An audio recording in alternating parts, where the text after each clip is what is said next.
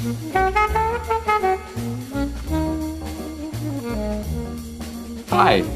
and welcome to this installment of Frank and Mary here in Marlborough. If you haven't seen this show before, my name is Art Bergeron. My day job is as an elder law attorney. I've been practicing, oh my God, like forever, for like 45 years or something. And but this is not about my day job. This is about my friends Frank and Mary. If you've been to one of the innumerable seminars I've done at the Senior Center over the years with my friend Trish Pope, you know that the Frank and Mary's goal in life is to live in their house until they die and be buried in the backyard. And the question is, if you identify with Frank and Mary, who are the people you need to know about? What are the programs you need to know about so you can stay right here? And a piece of that is really also knowing the programs that you should know about because you should be supporting them because they really are core to what Marlborough is about. With me is my good friend, Trish Pope, who has been, and the Senior Center is still rolling along, right? And it's all like still rolling along. I was there the other day and everybody's like open, things are open and, master voluntary, and everybody's kind of seems to be getting along, Trish. It seems like. Well, usually everybody gets along down here anyways, because we're Right. just a fun place to be. It's just a fun place to be. So kind of, by the way, if you're Frank and Mary and you haven't been down there, that's stupid. You should go down just to see. I mean, it's your tax dollars at work and they do these great things and the constant programs. So what we're going to talk about today, though, is with our mutual friend, Mary Jo Nawrocki, right? Who I remember in the 1990s, I was on I chaired this planning committee for the city council. And if there were these two women who, if I recall correctly, were active because they were really pushing for this and that. And it was Mary Jo Nawrocki and Trish Pope who were showing up at these meetings. It's an amazing thing how all of this kind of connects. So Mary Jo, you had, after your illustrious career at Assabet for many years, right? You are now. Are you genuinely retired? Are you? Yeah. I like to say I am. I think so. Yes. I still do some teaching. I do still teach some graduate courses. Yes.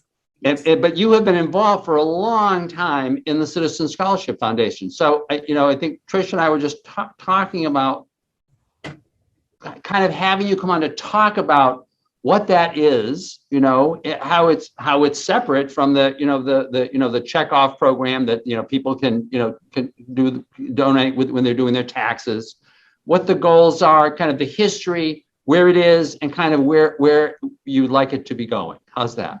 Sure. And then we'll just kind of take it from there. All right. Okay. Well, the historical background is the organization is about 31 years old, and it came to be because back in, 30 years ago, I don't want to do the math. I'm not really good at math. But anyway, 30 years ago, Mary Lou Vanzini, who was on the Marlborough School Committee, went to a conference and came back to Marlborough and met with the superintendent, who was Dave Flynn at the time, and then gave me a call and said that she had discovered this wonderful organization that existed and wanted to bring it to Marlborough, and would I be interested in helping out with it? And when I learned about it, I was. So together we co-founded Citizen Scholarship Foundation of Marlborough, known as Dollars for Scholars. And what was interesting, Dollars for Scholars was originally, I would say, founded in Fall River, Massachusetts by Dr. Fradkin. And Dr. Fradkin passed away just a few years ago. And many years ago, he was a speaker at one of our scholarship events.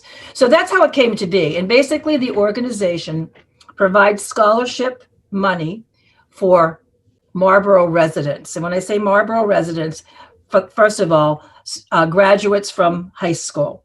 And people get confused because they think, okay, it's Marlborough's foundation, it's graduates from high school, so it's Marlborough High grads. Yes, of course it's Marlborough High seniors, but it also includes Assabet Valley seniors and AMSA, our charter school seniors, or any senior who's graduating from high school. They may be going to a private school that's not in Marlborough, but they live in Marlborough. So the criteria is you have to be a resident in order to receive a scholarship.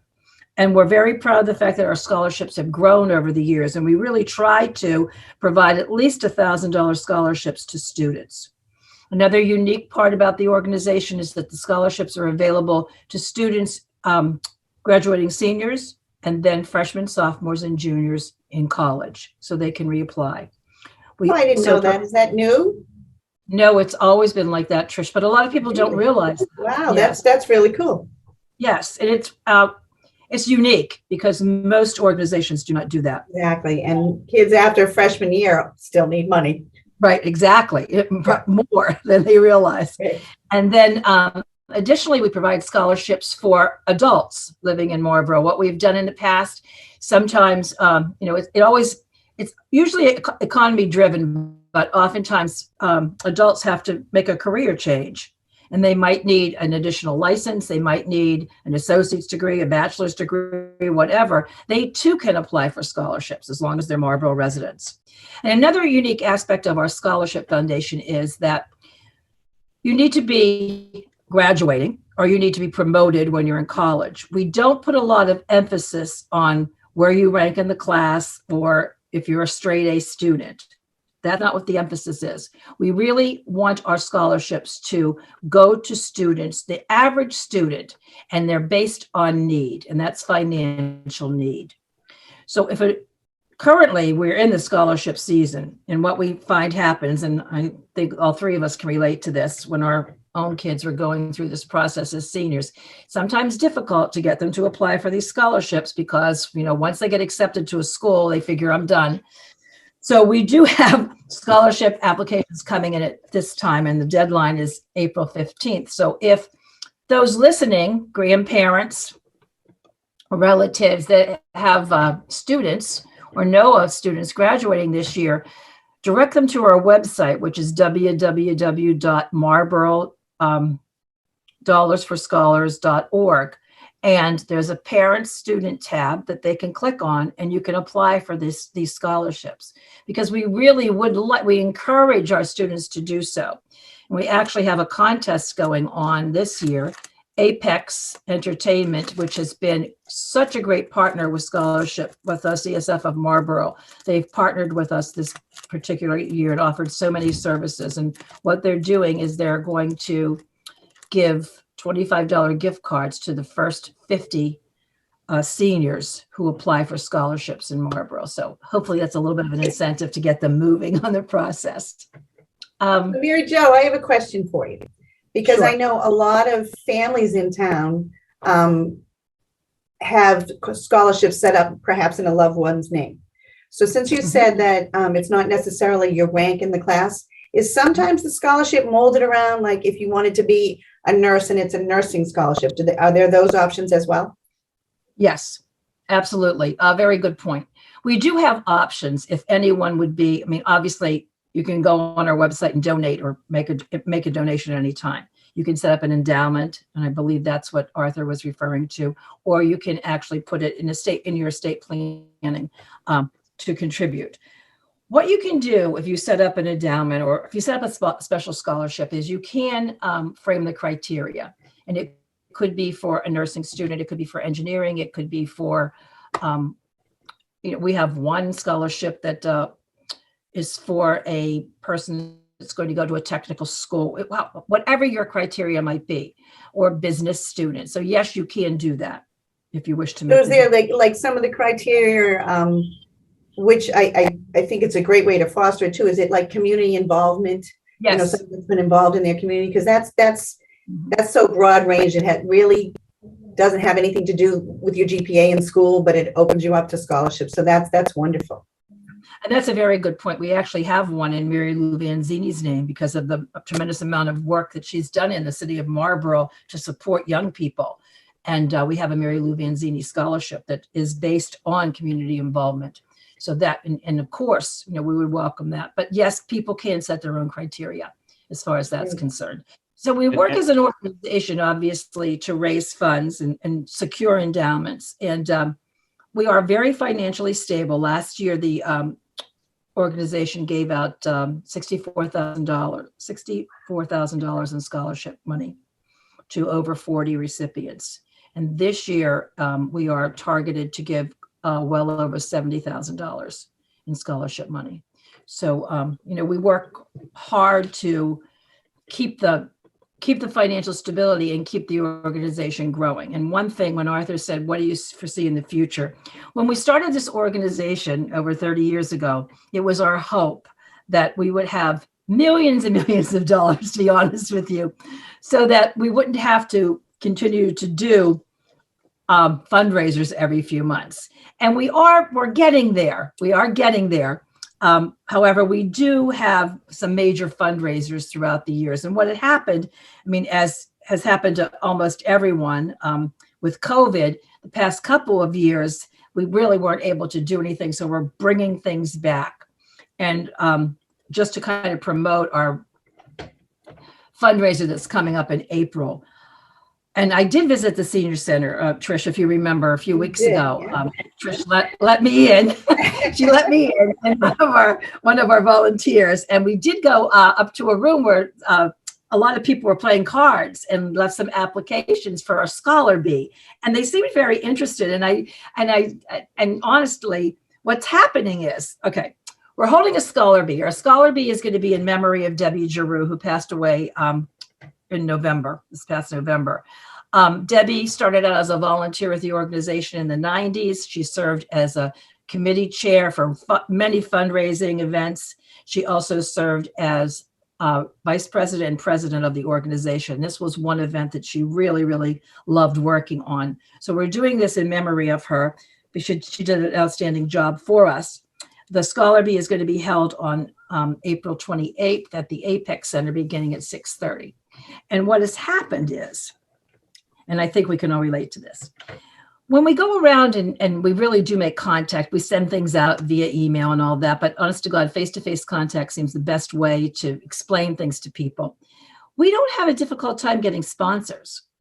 Many small businesses and even large businesses in our city will say, oh my God, yes, I'll sponsor a team. It's $200 to sponsor a team. It was $200, 25 years ago to sponsor a team. So we didn't put any inflationary figures in there. Everyone wants to sponsor a team nowadays, but nobody wants to spell. So we're Mary Jo, you made a really funny point when you were here at the senior center, and this is how we're going to reach our group right now, is that the team's made up of older people like ourselves. Yes. Most of us know how to spell. Not to my children's generation have grown up on computers, so they have spell check. They can kind of inventively spell a word and it magically appears correctly. So reaching out the Scholar Bee to folks our age is just a no-brainer that they should have floodgates, because it would be so much fun to go in and beat some of those young kids. Yes. And that was our so much smarter than us on so many other levels. Right. And we did. We came to the senior center. We went to Christopher Heights. We've been to New Horizons. We've been to other places because we can spell. And that's what happens. And we do have teams, but we'd like a few more. So if anyone out there is interested, let me just check. We do have a website for the Scholar Bee. If you're interested, and even if you can't afford the 200, we do have sponsors. Anyway, that's our latest venture. As far as are you encouraging costumes and things? I know years past when I've done it with a group of people. There's different prizes. Yeah, there's a prize for the best costume, the best name, and of course the teams. Now, another thing about the bee is it's not solo spelling. You're on a team with two other. They're teams of 3. And what will happen is you have an opportunity to hear the word, it's pronounced, it's used in a sentence, then you get a little scratch pad, the 3 of you agree on the spelling, you flip over a whiteboard, and if it's correct, you stay in your round. If it's not, you're out. And we usually have 5 to 7 rounds of people competing, and then we have what's the championship round, and it works out really well. This year, Bob Sosi, who's the voice of the New England Patriots, has agreed to be our master of ceremonies. And we do have a major corporate sponsor, Joe Shea, who's with Milford, I think it's called Granite.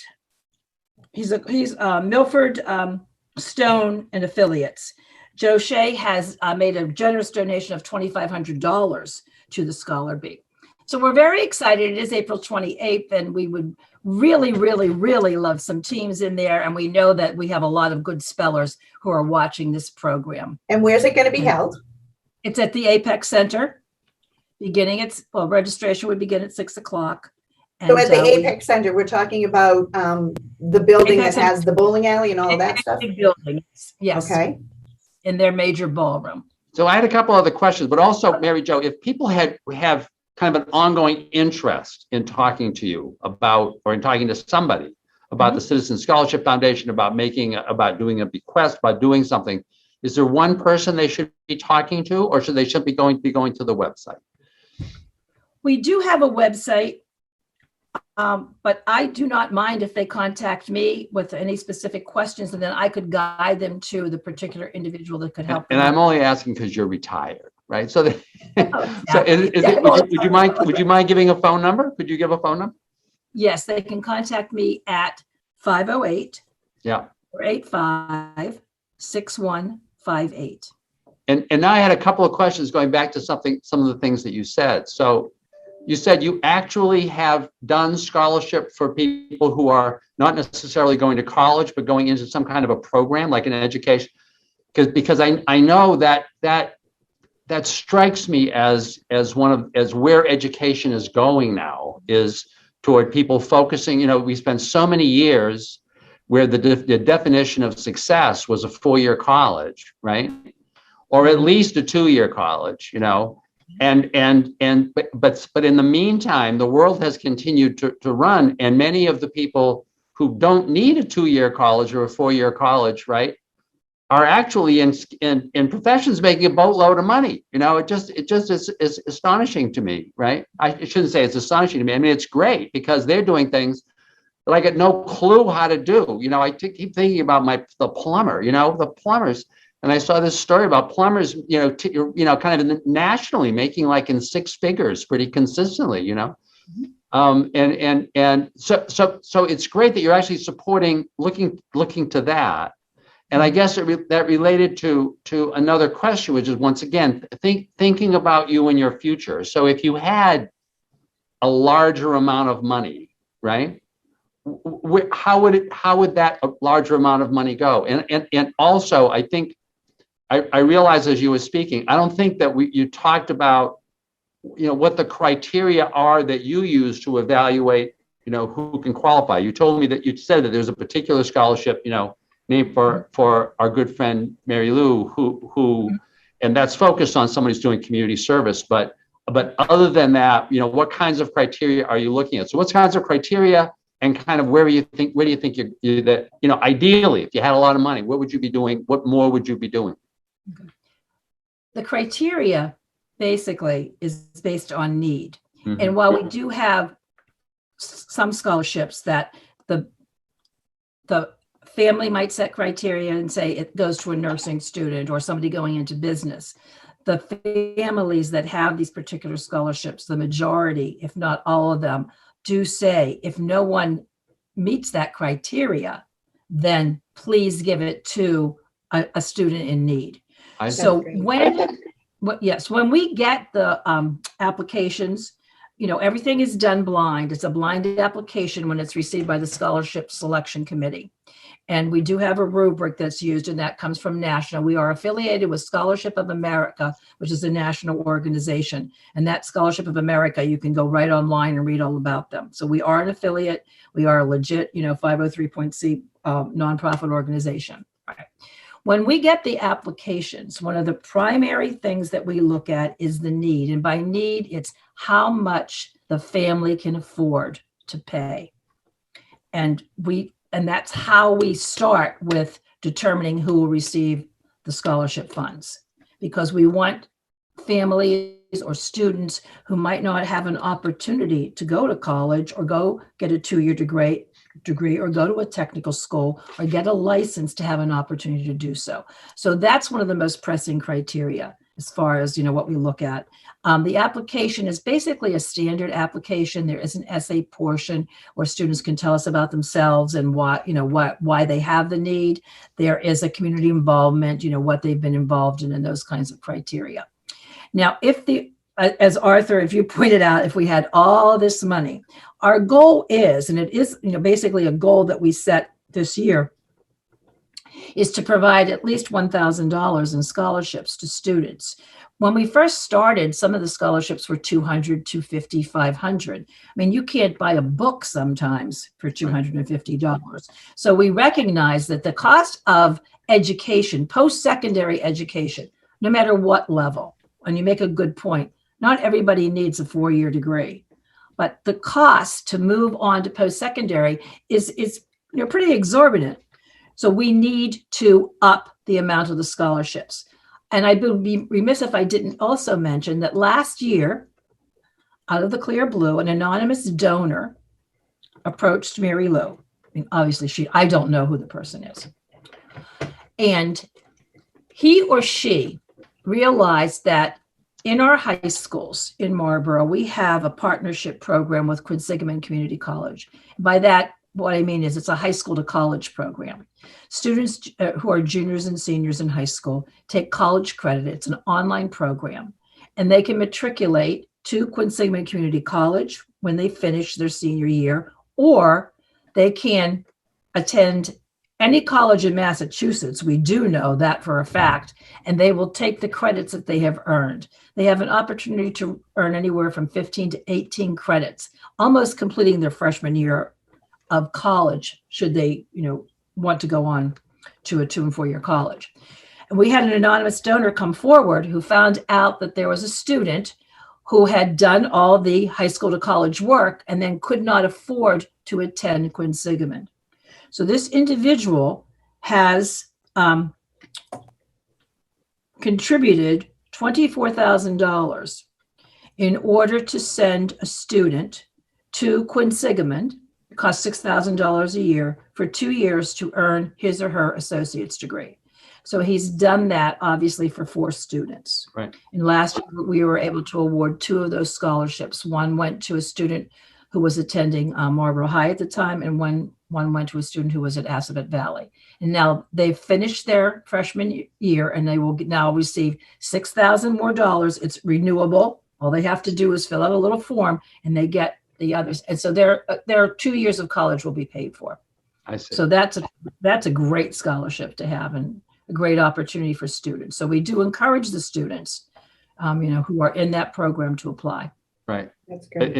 And that's terrific, because it's like it builds on itself. Once you see that succeeds, then people can say, well, because the thing about what you're describing is like everybody can relate to this. I mean, I always always think about myself.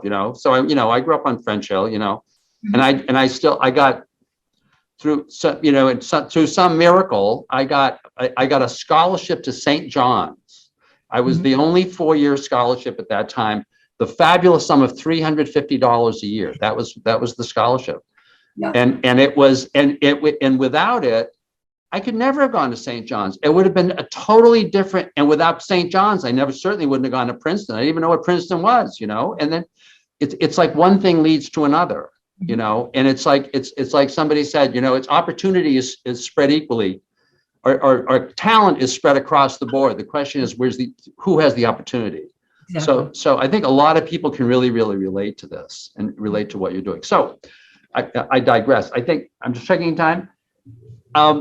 Trish, any last question before we let Mary wanted to make 2 points. First of all, I'm a trustee for the Brigham Family Trust, and our financial planner, in lieu, as partial payment that he receives for doing the financial planning for the trust, we send the money to the Scholarship Foundation.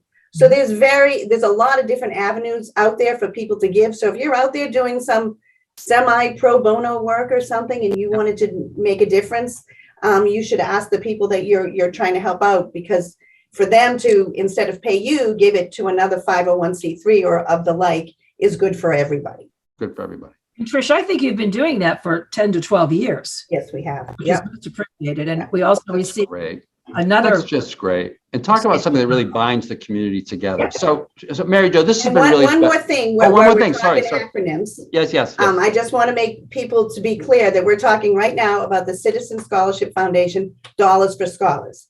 That is very different than the city scholarship that you check off on your water bill or water bill. So I want to make sure people understand it's 2 different things, and it's great if you can give to both, but at least give to one. But give, that's right. Exactly right.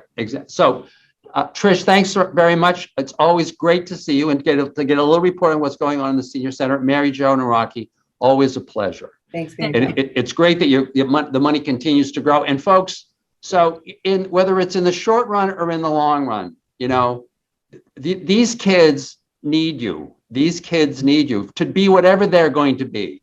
Think about what you wanted when you were in high school, and think about, you know, what the possibilities if you had, you know, financial opportunities to do what you wanted to do. So thank you very much for watching. Thank you, Mary Jo and Trish, and we'll see you all on the next installment of Frank and Mary here in Marlborough. Thank you very much.